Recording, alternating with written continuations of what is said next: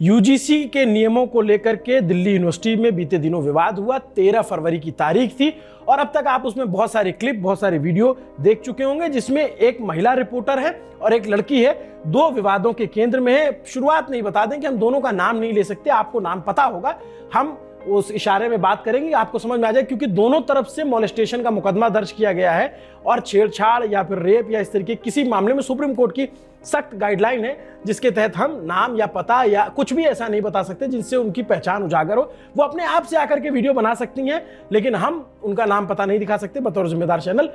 तो पहली निवेदन आप लोगों से है कि अगर आप पहले से शुरू से ही एक एक पाला खींच के बैठे हुए और अपना अपना सत्य मान के बैठे हैं तो आप ये वीडियो मत देखिए। अगर आपको इस पूरे मसले के गहराई तक जाना है, पूरा एक एक तार समझना है, कहां से शुरू हुआ, कैसे हुआ, कौन कौन जड़ में है, तो ही देखिएगा और फिर आपको पता चलेगा कि निष्कर्ष क्या है और इसके लिए जिम्मेदार लोग कौन है।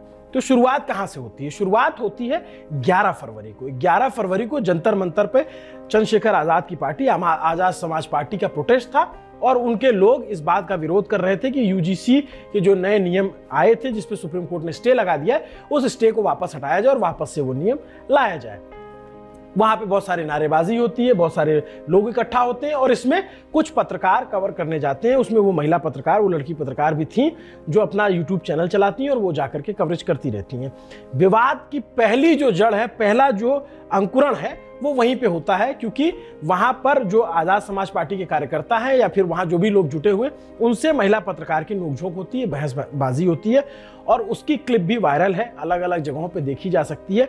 पहली क्लिप जो वायरल है उसको आपको दिखा देते हैं, जिसमें महिला पत्रकार से उनकी जाति पूछी जाती है।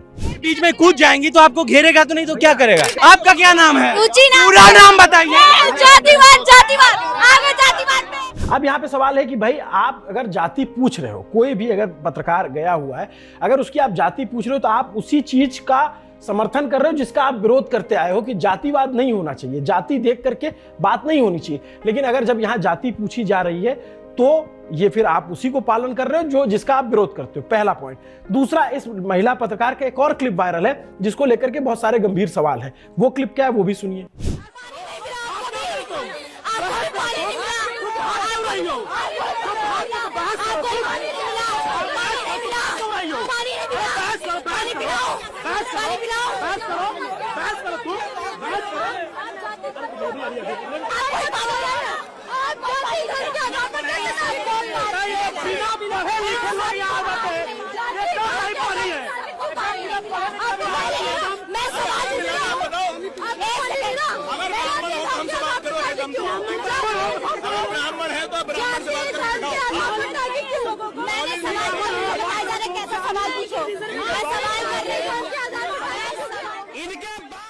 इस क्लिप में महिला पत्रकार जो है वो पूछ रही हैं, जनरल कास्ट की हैं, ये पूछ रही हैं कि पानी नहीं मिला आपको, पानी पिला दें आपको, पानी नहीं मिला क्या? अब देखिए, इसको दो एंगल से देखा जा सकता है। पहला ये कि एक सामान्य सी लड़की वो पानी पूछ रही है, लेकिन क्या ये एंगल है? वो भाषा से आप समझ सकते हैं, वो एंगल नहीं है। एक होता है कि आप किसी से किसी बात को पूछो और एक होता है किसी बात को नीचा दिखाते हुए पूछे। तो यहाँ एक तरीके से नीचा दिखाने की भावना थी, जिसमें ये पूछा जा रहा है कि आपको पानी नहीं मिला क्या, पानी नहीं मिला क्या, और बाद में बहुत सारी सफाई भी आई। लेकिन प्रश्न ये है कि ये जो बात है, पानी नहीं मिला, ये हकीकत है और ये उस सेंटीमेंट को पीड़ा देता है जिस सेंटीमेंट में हमने देखा है कि बहुत सारे समाज के ऐसे वर्ग हैं जिनको जाति के आधार पर चिन्हित करके उनके कुएं अलग कर दिए गए थे एक जमाने में। उनके साथ जो है जातिगत भेदभाव है और ये कोई बहुत सदियों पुरानी बात नहीं है, ये अभी की बात है। आज भी आप जाएंगे दूर दराज के गांव में जहां नदियां नहीं हैं, वहां पे तो मैंने देखा है जैसे राजस्थान के कुछ इलाके या बहुत सारे मध्य प्रदेश के कुछ इलाके जहां शमशान भी जातिगत आधार पे हैं। आप समझिए कि ये जाति का जो कीड़ा है वो जीते जी तो छोड़िए, मरने के बाद भी पीछा नहीं छोड़ रहा है। और पानी को लेकर के मैं ये बात जब हो रही है तो मैं एक बात और बताता हूँ। बीते दिनों 2023 की बात है, मध्य प्रदेश के मुरैना में मैं रिपोर्ट कर रहा था और एक गांव में गया था, एससी समुदाय का गांव था, वहां पे मैंने बातचीत की और वहां पे मैंने जब पानी पूछा तो फिर मैंने बोला कि बच्चे को मुझे पानी पिलाओ, तो बातचीत में वो बच्चा मेरे से कहता है भैया लेकिन हमको पानी नहीं पीने देते। तो सुन के इतनी तकलीफ हुई कि 2023 की बात बता रहा हूँ, कोई बहुत दूर की बात नहीं बता रहा हूँ। तो उस बच्चे की पीड़ा थी कि हमको पानी नहीं पीने देते क्योंकि मंदिर के पास में जो हैंडपाइप है वहां से निकलते तो वहां मना करते हैं तथाकथित सवर्ण जाति के लोग। लेकिन सवाल ये है कि जब इस तरीके का सवाल हुआ तो फिर यहाँ जाति भी पूछी जाने लगी और फिर उस तरीके से विरोध होने लग गया, एक दूसरे खींचाखाची होने लग गई। अब देखिए, जो चाहिए ताकतवर लोगों को कि आपस में लोग लड़ते रहे, वो ये खेल यहाँ से शुरू हो गया। ये जो महिला पत्रकार है, इनके साथ वहाँ पे भी जो है छीना झपटी हुई और इन्होंने जिस तरीके के सवाल पूछे, बतौर पत्रकार मैं तो ये सवाल नहीं पूछ सकता कभी भी, किसी भी, मैं या कोई भी जो भी सामान्य चेतना वर्ग का पत्रकार होगा वो नहीं पूछेगा। लेकिन फिर जो एक जाति को टारगेट करके जिस तरीके से नारेबाजी होने लग गई, वो भी नहीं होना चाहिए, वो भी गलत है। जो सत्य है उसको कहने में गुरेज नहीं है और ये कोई ये उम्मीद न पाले कि एक पाला पकड़ के हमसे बात करे। जो गलत होगा उसको हम गलत बोलेंगे, जो सही होगा उसको हम सही बोलेंगे। यूजीसी के नियमों में खामी थी तो सबसे पहले न्यूज पिंच, सबसे पहले अभिनव पांडे ये चैनल है जिसने बताया कि ये इसमें खामियां हैं, इसमें सुधार की गुंजाइश है, इसमें सुधार होनी चाहिए। लेकिन अब जिस तरीके की लड़ाई झगड़े चल रहे, उसका तो हम समर्थन नहीं कर सकते कि आप आपस में लड़ो, एक जातिगत गालियां दो, जातिगत टिप्पणियां करो एक दूसरे के ऊपर। अब जो ये तारीख है, इस दिन जो सारा विवाद हुआ, ये सब कुछ देख कर समझ में आ गया था कि हाँ माहौल खराब है।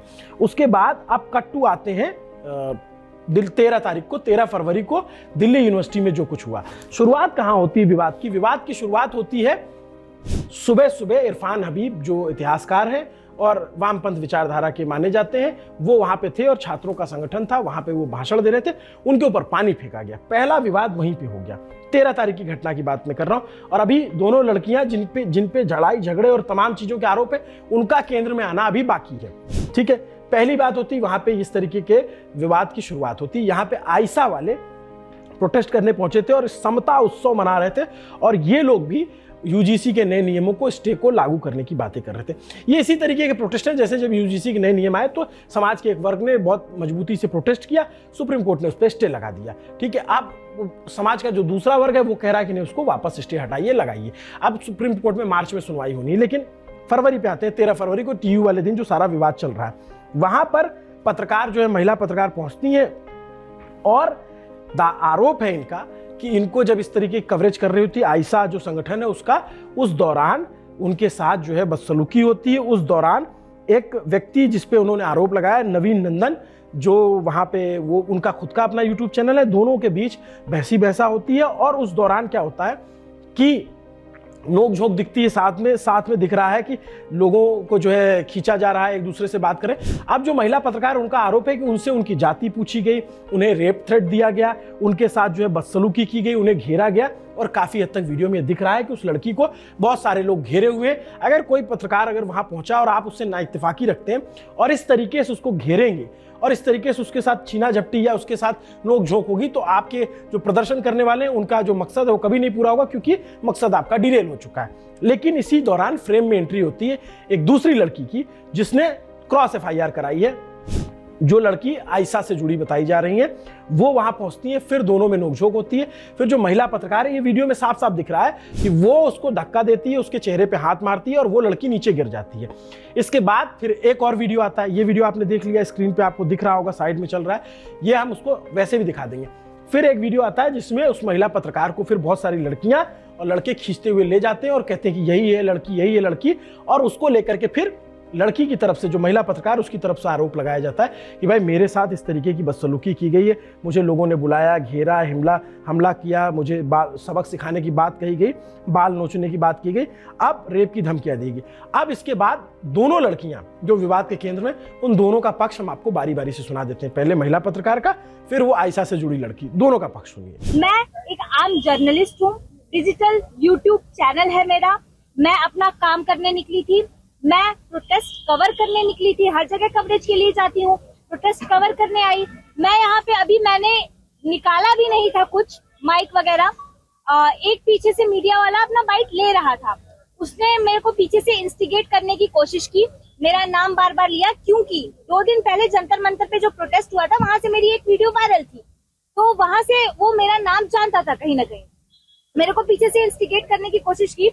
और फिर मैंने उससे जाके पूछा क्या भाई क्या तकलीफ है, तो उसने कुछ बोलना शुरू कर दिया, फिर बोला नाम बता। मैंने बोला अभी तो बोल रहे थे तुम मेरा नाम, बोलते है जाति बता, पूरा नाम बता। मैंने बोला बोल क्या हो गया, तो उसने कहीं कहीं फोन मिलाना शुरू कर दिया, कैमरा फेस फोन मिलाना शुरू कर दिया। तो मैंने उसका फोन पकड़ा कि भाई तू पहले बात तो कर, फोन क्यों मिला रहा है, बात तो कर, हुआ क्या, नाम है मेरा, बोल हुआ क्या। क्योंकि नॉर्मल आदमी यही पूछेगा कि क्या हुआ, क्यों ये ऐसे जो है सामने से ऐसे बोल रहा है बार बार नाम लेके कि पूरा नाम बताइए। वो मैंने फिर उससे वही बात ही कर रही थी मैं, फिर उसके बीच जो है अचानक से पीछे से भीड़ जो है आ जाती है। उसने कुछ इशारे किए, पीछे से भीड़ जो है जितने लोग यहाँ यूजीसी का प्रोटेस्ट चल रहा था उसमें से सारे लोग अचानक से मेरे पे आ जाते हैं, अटैक करते हैं, मेरे को पकड़ते हैं, मारने की कोशिश करते हैं, गला दबाने की कोशिश करते हैं। यही वो जगह है जहाँ पे मेरे साथ ये सारी चीजें हुई और मेरे को उस समय समझ में नहीं आया ये अचानक मेरे साथ हो क्या रहा है। मैंने उनको बोला भी, जो लड़कियां मेरे पास आ रही थी, मेरे को पकड़ रही थी, मेरा गला दबाने का कोशिश कर रही थी, मैंने उनको बोला भी कि मैडम क्या हुआ, मैंने आपसे तो कुछ बोला नहीं, आप क्यों आ रहे हो हमारे पर्सनल मैटर के बीच में। तो वो बोलती है कि तू बस रुक बेटा, तू आज पकड़ी गई, आज पकड़ी गई, पकड़ो इसे, ले चल, आज हाथ में आई है, आज हाथ में आई है। उन्होंने मेरे को पकड़ा, मेरा गला दबाने की कोशिश की। एक लड़का था, उसने मेरे को बचाने की कोशिश की, कई हद तक बचाने की कोशिश की। फिर उसके बाद लड़के के पीछे वो भीड़ दौड़ने लगी और लड़के के पीछे जैसे ही वो भीड़ गई तो मैं अपने कैमरामैन को ढूंढने निकली कि मेरा कैमरामैन किधर गया, मेरा कैमरा और माइक तो सलामत है। मैं जैसे ही ढूंढने निकली फिर उस भीड़ ने फिर से मेरे को पकड़ लिया। फुल गैदरिंग है, बातचीत चल रही है, सभा चल रही है। सभा के बीच में हम देखते हैं कि एक पत्रकार हैं, दलित पत्रकार हैं, उनको जानती हूँ क्योंकि अलग अलग हमारे प्रोटेस्ट में, पब्लिक मीटिंग में कवर करने आते हैं। नवीन उनका नाम है। वो कोने में खड़े हैं और कुछ हल्ला हो रहा है। मैं वहाँ पे पहुँचती हूँ तो देखती हूँ कि उनका फ़ोन, जो महिला है ऑरेंज स्वेटर में है ना, जिनका नाम है, वो उनका फ़ोन लिए हुए है और उनको दोनों हाथों से जकड़े हुए हैं, जकड़े हुए खुद है दोनों हाथों से, और उसके साथ में जो उसके 3-4 गुंडे हैं वो वहाँ पे घेराव किए हुए हैं। महिलाएं हैं, उनको गाली दे रहे हैं, उनको लगातार हाथ चला रहे हैं। कभी हाथ किसी के चेस्ट पे जा रहा है, किसी के थप्पड़ लग रहा है, किसी को कहाँ टच कर रहे हैं, क्या बोल रहे हैं।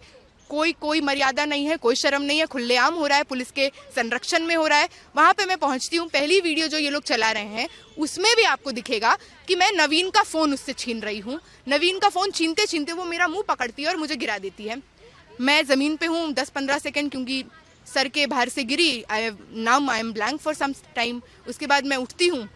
उठते ही देखते हैं कि ये लड़के लगातार कभी ड्रेस पे हाथ रखते हैं, कभी कुछ करते हैं, बदतमीजी कर रहे हैं पूरे टाइम। इनके साथ जो लड़के थे, ये इसका जिक्र क्यों नहीं करती? मैं ब्राह्मण महिला, मैं अकेली महिला, मेरे साथ शोषण हो गया। जो गुंडे लेकर आई थी महिलाओं की भीड़ में एक पत्रकार का शोषण करने, एक पत्रकार को हेकल करने, और साथ में जो गुंडे लाए, इसका जिक्र क्यों नहीं करती? बैग उनके पास है, जैसे तैसे कश्मकश में पुलिस आई है, हमको निकाली है। एक छोटा सा कमरा है वहाँ पे, उसकी भी वीडियो चल रही है, जहाँ पे हम 3 लोग हैं। इधर शीशा है, इधर शीशा है, उस शीशे पे बैंगिंग हो रही है। सर वहाँ पे रेप थ्रेट्स दिए जा रहे हैं। रेप थ्रेट्स की ये बात कर रही है कि कान में आके बोला हमारे पास तो प्रूफ है। ये दोनों के पक्ष हैं, दोनों ने अपने अपने तर्क दिए, अपने अपने आरोप बताए, लेकिन इसके बाद विवाद यही नहीं थमा। उसके बाद विवाद देर रात तक चलता रहा। देर रात तक विवाद क्यों चला? क्योंकि फिर जब ये लड़कियां जो आयशा से जुड़ी ये थाने में जाती हैं तो कुछ लड़के और कुछ लोग वहां पे जुड़ करके, इनका आरोप है, जो लड़कियां हैं जो आयशा से, कि एबीवीपी के जो छात्र संगठन है उससे जुड़े लोग जाते हैं और फिर उसके साथ गाली गलौज करते हैं। थाने के अंदर जिस गाली गलौज के वीडियो साफ दिख रहा है, वहां गाली दी गई, बहुत अभद्र गाली दी गई है, बहुत हिंसक गाली दी गई है, और उस गाली के दौरान ये वीडियो सामने आता। अब ये वीडियो भी आप देख लीजिए।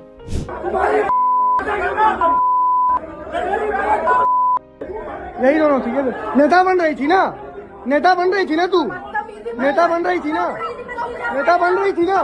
कंप्लेंट कर, रिटर्न में कंप्लेंट कर, रिटर्न में कर, कंप्लेंट कर।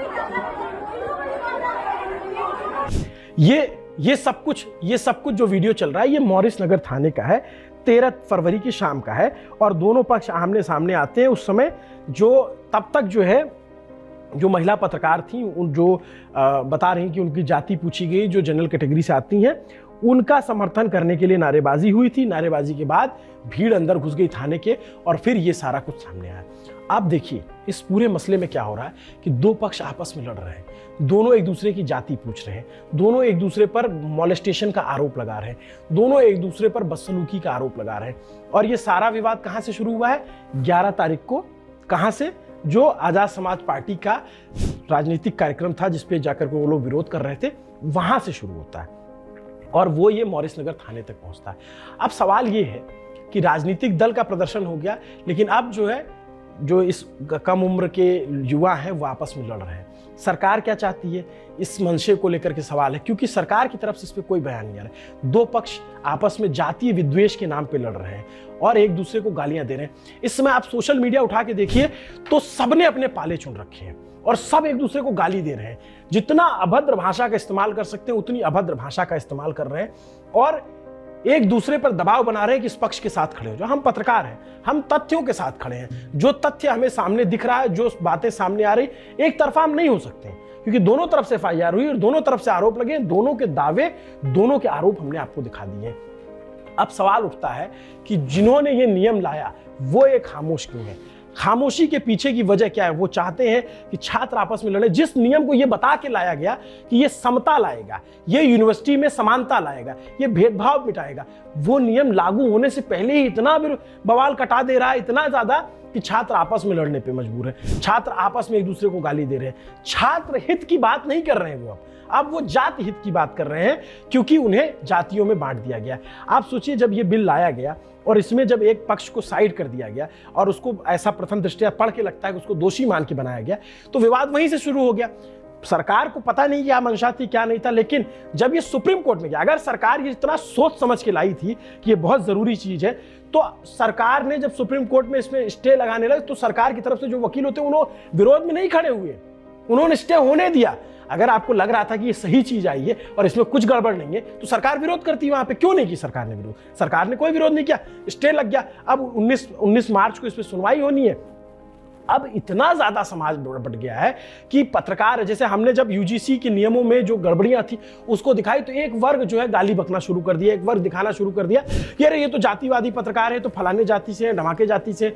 अब जो है, अब जब हम ये सारे तथ्य लगा रहे हैं तो एक और वर्ग आ जाएगा, कहेगा कि ये देखो ये इस महिला के साथ नहीं खड़े हुए। भाई दोनों तरफ महिलाएं हैं और दोनों ही उत्पीड़न का आरोप लगा रही हैं। और फिर ये बात जब ये फोर्स किया जाता है, क्योंकि सरकार यही चाहती, सिस्टम यही चाहता है, लोग यही चाहते हैं कि आप एक कोना पकड़ लें, आप एक पाले में खड़े हो जाए और आपकी क्रेडिबिलिटी खत्म हो जाए।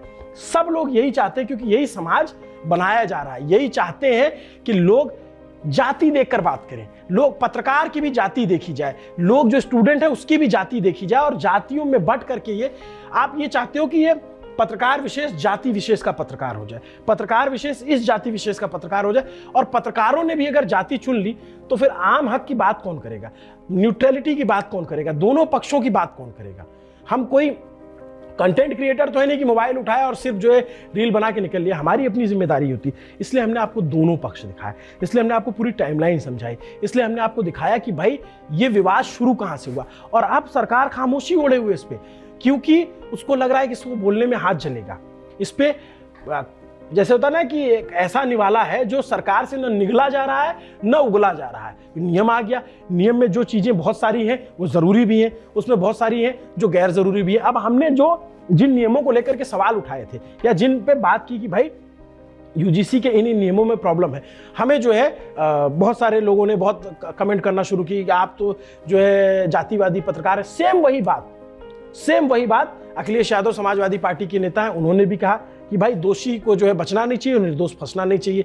सेम बात जो है बसपा की जो लीडर हैं मायावती जी, उन्होंने भी यही बात कहा कि भाई इसी लाइन पे उन्होंने भी कहा कि भाई निर्दोष जो है नहीं फंसना चाहिए। तो लेकिन केंद्र की सरकार क्या करी? केंद्र की सरकार इस पे चुप्पी साधे हुई है। जो नेता थोड़े बहुत बयान देते हैं, जैसे ही नियम बदल जाता है कहते हैं हम तो यही कह रहे थे। आप लोगों ने जो है छात्रों को आपस में लड़वा दिया, आप पत्रकारों को आपस में लड़वा रहे हो, क्योंकि यूट्यूब की दुनिया में बहुत सारे पत्रकार हैं जो अपने अपने चैनल चलाते हैं और चलाना भी चाहिए, क्योंकि वॉइस जो अलग अलग आएगी तभी जो है एक लोकतंत्र की हम कल्पना करते हैं कि हर तरह की आवाजें आए। लेकिन अब क्या हो रहा है कि सबने जातियों का पाला पकड़ रखा है और सिर्फ जातिगत बात करना है। टीम इंडिया जिसके लिए अभी सब लोग बैठ के मैच देखेंगे, सब लोग चीयर करेंगे, उसी टीम इंडिया के आपसी लड़ाई में कितना बड़ा नुकसान है इस पे कोई बात करने वाला नहीं है।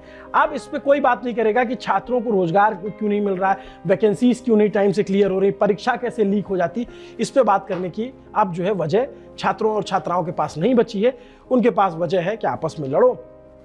अब सुप्रीम कोर्ट में अगर ये मामला है तो सुप्रीम कोर्ट इसमें देखेगा, जो भी खामियां हैं उसको सुधारा जाएगा और उसको लाया जाएगा। ये होना बहुत जरूरी है कि किसी के साथ जातिगत भेदभाव न हो और किसी को जातिगत भेदभाव करने की छूट ना मिले। लेकिन ये होना भी बहुत जरूरी है कि आप किसी जाति को टारगेट करके गाली दें, खासकर कि जब कोई नारा लगाया जाता है और उसमें किसी जाति का नाम लिया जाता है, जब ये कहा जाता है कि ब्राह्मणवाद मुर्दाबाद, तो बहुत सारे लोग हैं जिनको लगता है कि ब्राह्मणों को गाली दी जा रही, फिर उनकी तरफ से तर्क आता है कि नहीं हम ब्राह्मण को गाली नहीं दे रहे, हम ब्राह्मणवाद को गाली दे रहे हैं। एक उदाहरण के तौर पे मैं आपसे बात करता हूं, मेरा ऐसा व्यक्तिगत मानना है कि केरल हो गया या नॉर्थ ईस्ट के कई राज्यों के जहां गाय खाई जाती है, अमेरिका और तमाम देशों में भी गाय को खाया जाता है, वो उनको आराध्य नहीं मानते, लेकिन उत्तर भारत के बहुत सारे लोग नहीं खाते और उनके सेंटीमेंट से जुड़ा मसला है। तो फिर अगर कोई यहां पर आके कहेगा कि हम तो गाय खाते हैं, हमें वो फ्लेक्स करेगा किसी चीज को, तो सेंटीमेंट को हर्ट करेगा, तो सेंटीमेंट को हर्ट करेगा तो उसका दुष्परिणाम होता है। तो अगर आपका कोई नारा किसी जाति विशेष के सेंटीमेंट को हर्ट कर रहा है, तो आपको सोचना चाहिए कि भाई इस नारे में बदलाव किया जाए।